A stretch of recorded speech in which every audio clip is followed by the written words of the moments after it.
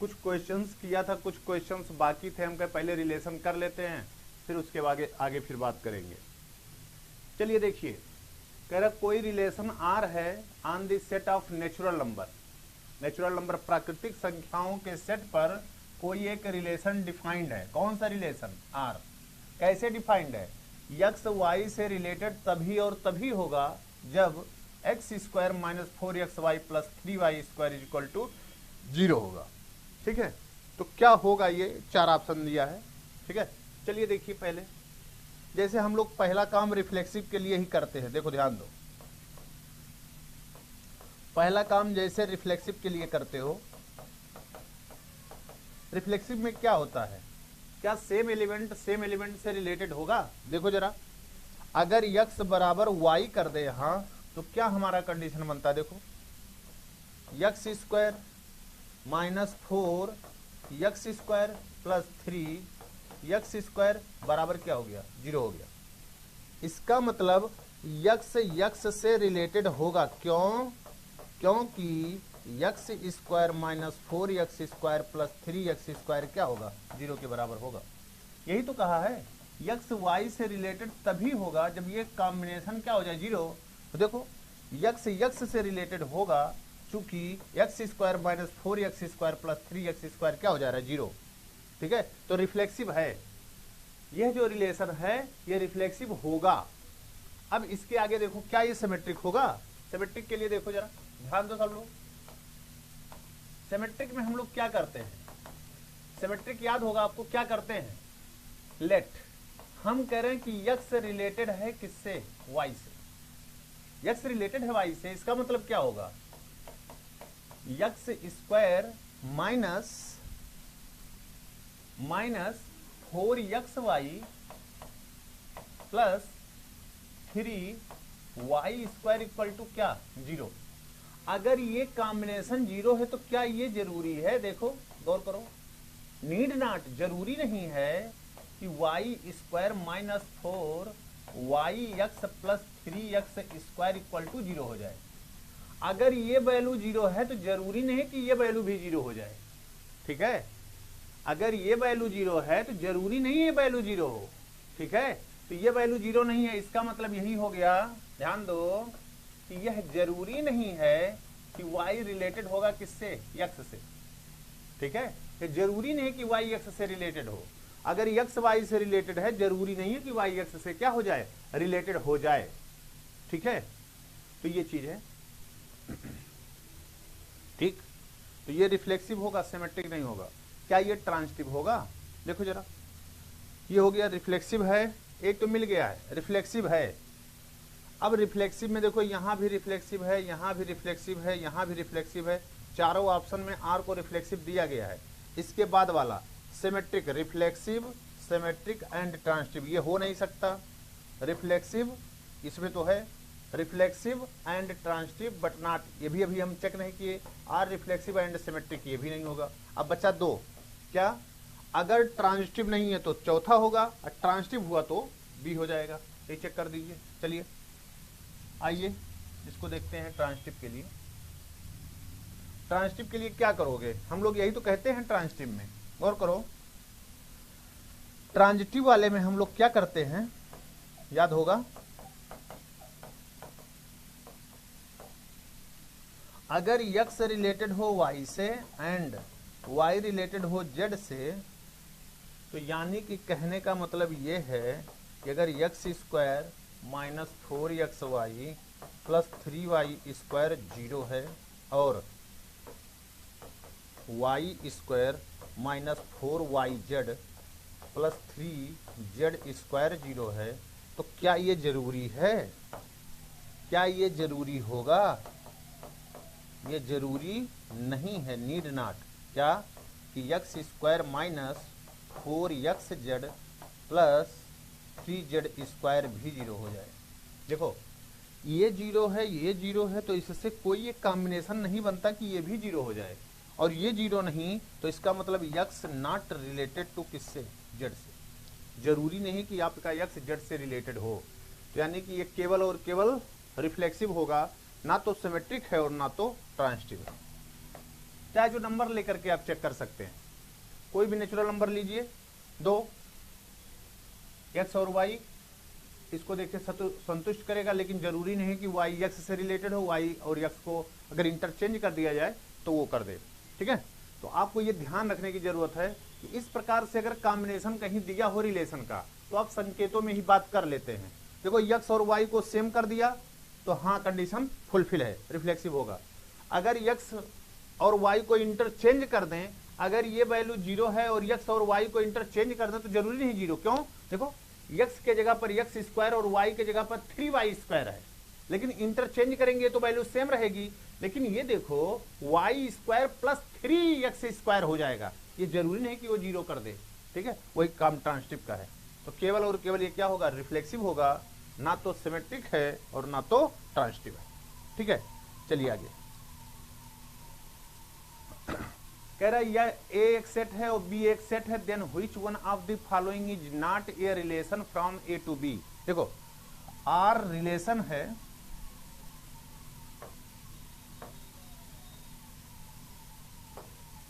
ध्यान दीजिएगा, R is relation from A to B. तो क्या होता है, आर जो होता है वो सबसेट होता है ए क्रॉस बी का। रिलेशन होने के लिए कार्टेशियन प्रोडक्ट का क्या होना चाहिए, सबसेट होना चाहिए। पहला एलिमेंट किसका हो, ए का हो, और दूसरा एलिमेंट किसका हो, बी का हो। कह रहा है कि following is not a relation, देख लो कौन सा ऐसा है जो ए क्रॉस बी का सबसेट नहीं है। तो देखो पहला एलिमेंट किसका है, यक्स का, ए का, और दूसरा एलिमेंट किसका है, बी का। हाँ सही है, पहला एलिमेंट ए का है, दूसरा एलिमेंट किसका है, बी का। हाँ ये रिलेशन है। वाई दूसरा एलिमेंट, पहला वाला एलिमेंट वाई का, दूसरा किसका, सी दूसरे का है, सही है। वाई और डी ये भी रिलेशन है। तीसरा जेड, जेड है, ए वहां है, सही है। जेड डी ये भी रिलेशन है। अब इसको देखो जेड बी, जेड और बी, हाँ ये पहला वाला है। वाई बी, वाई और बी ये भी है। ए डी, ये देखो पहला element A does not belong to A, so A comma D does not belong to A cross D, A cross B. So this is not, ये जो आपने ये कॉम्बिनेशन लिखा है Z comma B, Y comma B और A comma D, this is not a subset of A cross B. ये बकिया सब सबसेट हैं, ये सबसेट नहीं है। सबसेट नहीं है तो यही आपका नॉट रिलेशन। तो आपसे नॉटे पूछा था, सो ये जो डी वाला लिखा है नॉट रिलेशन, तो कुछ नहीं करना, एकदम सिंपल सा, नॉट रिलेशन, रिलेशन नहीं होगा। क्यों रिलेशन नहीं होगा, क्योंकि रिलेशन होने के लिए कार्टेशियन प्रोडक्ट का सबसेट होना चाहिए, और यहां ये सबसेट है, ये सबसेट है, ये सबसेट है, यानी ये तीनों रिलेशन हैं, और ये सबसेट नहीं यानी रिलेशन नहीं है। पूछा है not a relation from A to B, तो ऑप्शन कौन सा सही होगा, डी। ठीक है, चलिए आगे। अब देखो जरा, R is a relation on N given by R X Y 4x plus 3y is equal to 20 which of the following belong to R. कह रहा ऐसा कौन सा एलिमेंट है जो आर का मेंबर होगा। आर का मेंबर होने के लिए क्या है, देखो आर का मेंबर होने के लिए क्या होना चाहिए, ये दिया है आपको x comma Y such that 4x plus 3y is equal to क्या हो जाए, 20 हो जाए। यानी कि इसमें से यही देखना, पहले स्थान पर जो वैल्यू है वो x के स्थान पर, दूसरे स्थान पे जो वैल्यू है वो y के स्थान पर रखिए और देखिए कौन संतुष्ट कर रहा है, वही आर का मेंबर होगा। पहला देखो जरा, गौर करो, पहले हम आपको समझा रहे हैं, उसके बाद तब देखिएगा। 4 और 12 के लिए देखो क्या ये संतुष्ट करेगा, 4 गुणे -4 प्लस 3 गुणे 12, तो 4 चौके 16 -16 12 36 में से 16 गया, क्या हो गया 20। ये संतुष्ट कर रहा है। देखो ध्यान दो, इसीलिए सबसे पहला ऑप्शन यही दिया है कि हम लोग देख लें और यही विचलित हो जाएं। ये संतुष्ट कर रहा है इसको, यानी कि ये मेंबर होना चाहिए किस कार का, लेकिन ये ध्यान रहे ये बाल को देखो, ये यहां set of natural number, set of natural number के ऊपर डिफाइंड किया गया है। तो x और y दोनों क्या होने चाहिए, नेचुरल नंबर होने चाहिए ना। यहां देखो पहला नॉट नेचुरल नंबर, जो संतुष्ट तो कर रहा है लेकिन पहला नेचुरल नंबर नहीं है, यानी कि पॉसिबल नहीं है, क्योंकि जो भी एलिमेंट होना चाहिए आर के अंदर, जो भी एलिमेंट है वो किसका होगा, नेचुरल नंबर होगा, प्राकृतिक संख्या होगी। हाँ ये संतुष्ट कर रहा है लेकिन प्राकृतिक संख्या नहीं है, इसलिए काम नहीं करेगा। दूसरे पे आ जाओ, ये भी देखो 0 दिया, ये भी प्राकृतिक संख्या, भले संतुष्ट कर जाए नहीं होगा। अब तीसरे को देखो, तीसरा देखो संतुष्ट कर रहा है, 4x + 3y बराबर क्या 20 होगा। तीसरे के लिए 4 तियां प्लस 3 गुणे 4, 4 तियां 12 प्लस 4 तियां 12, 12 12 24 हो गया, नॉट इक्वल टू 20, यानी ये भी नहीं होगा। दूसरे पे आ जाओ, 4x + 3y = 20, कितना देखो जरा, x की जगह पर 2 रखो, 4 × 2 प्लस 3 × 4 बराबर कितना हो जाएगा, 4 दूनी 8 और 4 तियां 12 बराबर 20, यानी ये वाला सही है। देखो ये भी संतुष्ट कर रहा है। हम लोग अगर इस बात पे ध्यान ना दें, यही ये नेचुरल नंबर के ऊपर है, तो आप पहले वाले को टिक करके आगे बढ़ जाओगे, क्योंकि पहले संतुष्ट कर रहा है। लेकिन रिलेशन ऑलवेज नेचुरल नंबर के सेट पे है, यानी x और y ये दोनों कहां बिलोंग करेंगे, वो नेचुरल नंबर के सेट में बिलोंग करेंगे, ठीक ना। तो -4 नेचुरल नंबर नहीं है, संतुष्ट तो कर रहा है लेकिन यह r का मेंबर नहीं होगा, ये भी नहीं होगा, ये संतुष्ट ही नहीं कर रहा है। ये देखो नेचुरल नंबर दोनों हैं लेकिन संतुष्ट नहीं कर रहा है, ये भी नहीं होगा, केवल 1, 2, 4। तो ऐसे छोटे से क्वेश्चन आपके एग्जाम में पूछ लिए जाते हैं, और हम लोग हड़बड़ी में, एग्जाम में हड़बड़ी में यही तो होता है कि हम लोग ध्यान नहीं दे पाते कि हमें पूरी बातें कि क्या क्या दी गई हैं, ठीक है। तो यहां पर इस बात को ध्यान रखने की जरूरत होगी कि नेचुरल नंबर के लिए बात की गई है। अगर यही कोई इंटीजर कर दिया जाए तो पहला भी सही है और डी भी सही है, पहला भी सही हो जाएगा और डी भी सही हो जाएगा, अगर आपसे कह दिया जाए कि ये इंटीजर के सेट पे है, ठीक है। तो इस बात को ध्यान रखने की जरूरत है। चलिए आगे बढ़िए।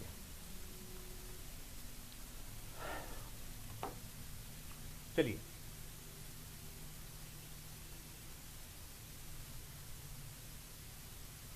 कह रहा the relation R defined on the set of natural number as A B, A differ from B by 3, A differ from B by 3। इसका मतलब ये आपको दिया है, गौर करो कि b में से अगर हम a का डिफरेंस करते हैं तो वो क्या होना चाहिए, 3 होना चाहिए।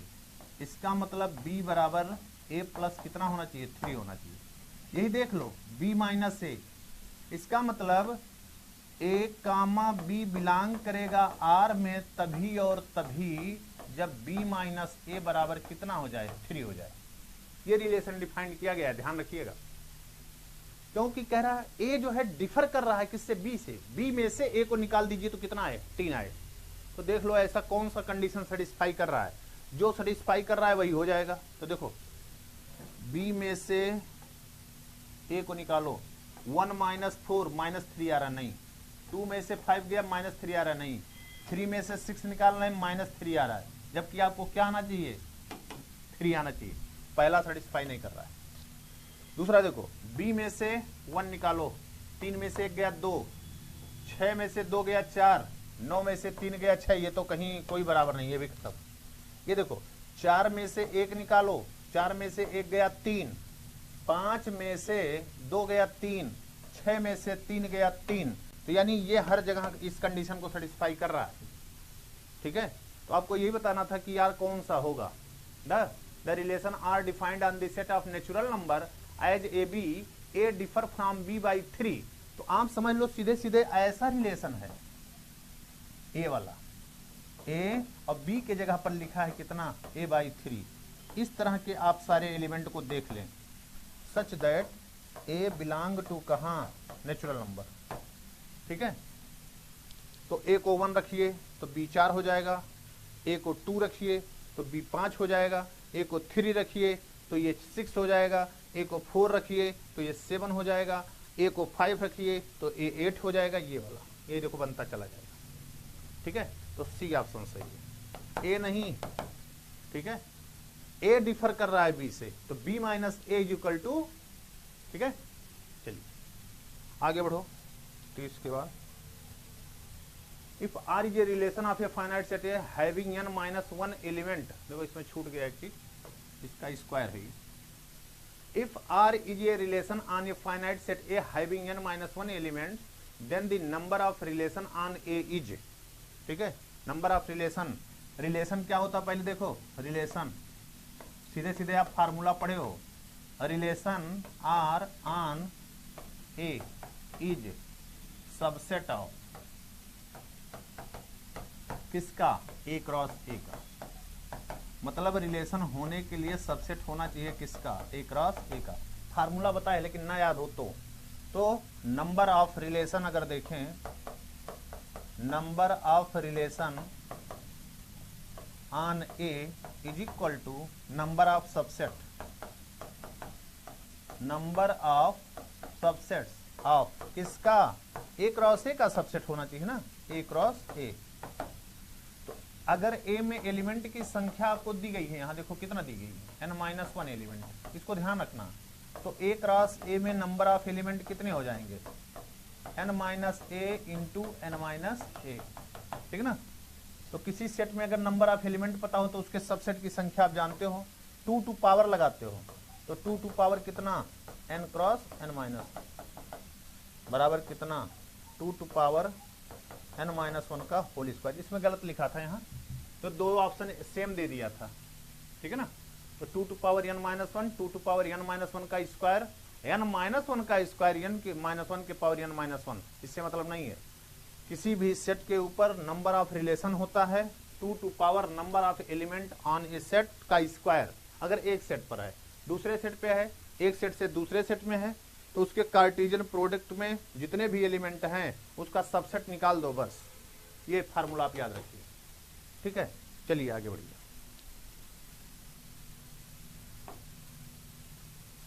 Late R be the relation on Z defined by R by इतना a minus B is an integer.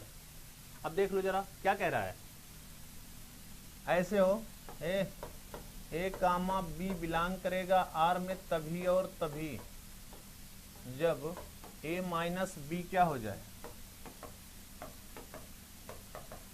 Integer हो।